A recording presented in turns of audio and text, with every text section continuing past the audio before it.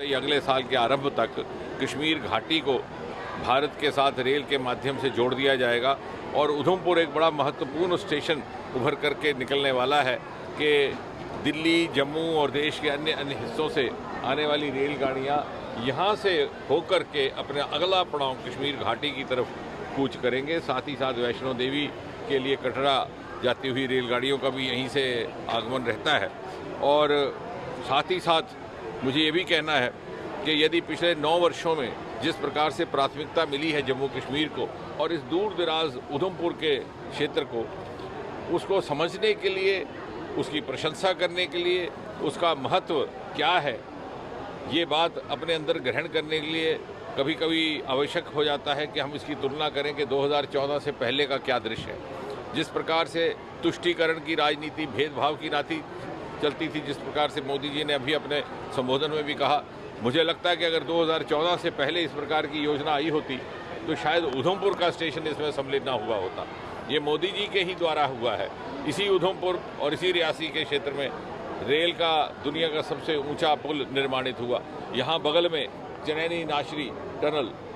Asia का सबसे लंबी सुरंग, और पहली बार श्यामा प्रसाद मुखर्जी के नाम पर उसका लोकार्पण प्रधानमंत्री मोदी जी ने आकर स्वयं किया। यही उधमपुर है जहाँ गंगा का प्रोजेक्ट, देविका, गंगा की तर्ज पर देविका के सुंदरीकरण का प्रोजेक्ट मोदी जी ने स्वयं घोषणा करके लॉन्च किया। ये सारे उपहार यदि हमें प्राप्त हुए हैं तो इसलिए कि मोदी जी ने हमसे वादा किया था कि ये जो इलाका पिछड़ा हुआ है, जिसे पिछली सरकारों ने शायद उस प्रकार की प्राथमिकता नहीं दी जिसका वो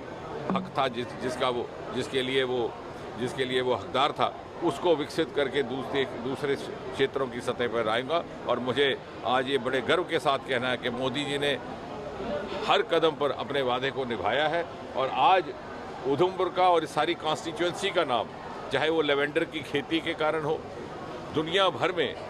लिया जाता है। जब कभी भी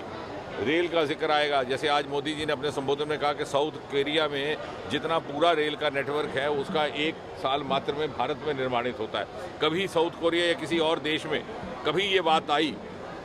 कि रेल का सबसे ऊंचा पुल कहाँ है, उसको जा करके देखा जाए, उसको निर्माणित करने के लिए उससे सीख ली जाए, तो उन्हें उधमपुर रियासी की ओर रुख करना पड़ेगा। आज हमें